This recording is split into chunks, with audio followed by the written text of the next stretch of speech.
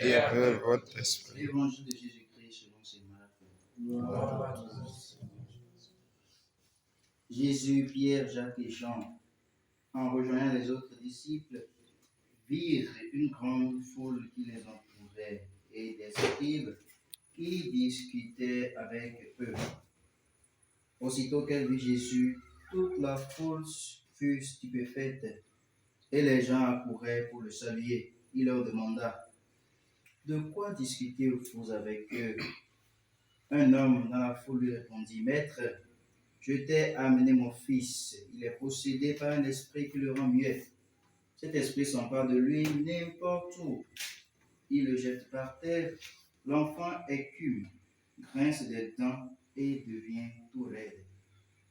J'ai demandé à tes disciples d'expulser cet esprit, mais ils n'ont pas réussi. Jésus leur dit: génération incroyante, combien de temps devrais-je rester auprès de vous? Combien de temps devrais-je vous supporter? Amenez-le auprès de moi. On l'amena auprès de lui. Dès qu'il vit Jésus, l'esprit secoua violemment l'enfant. Celui-ci tomba. Il se roulait par terre en écumant. Jésus interrogea le père: combien y a-t-il de temps que cela lui arrive?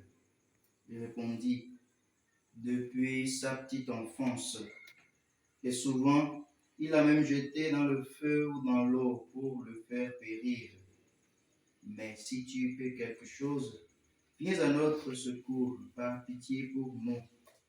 Jésus reprit: pourquoi dire si tu peux?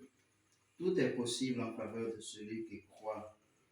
Aussitôt le père de l'enfant s'écria: je crois, viens au secours de mon incroyance. Jésus, voyant que la foule s'attroupait, interpella vivement l'esprit mauvais.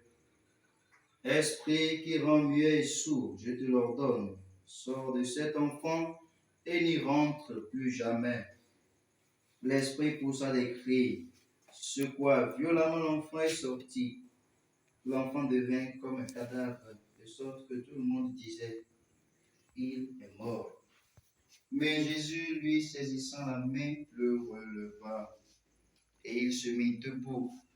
Quand Jésus fut rentré à la maison, lui seul, avec ses disciples, il l'interrogeait en particulier: pourquoi est-ce que nous n'avons pas pu l'expulser?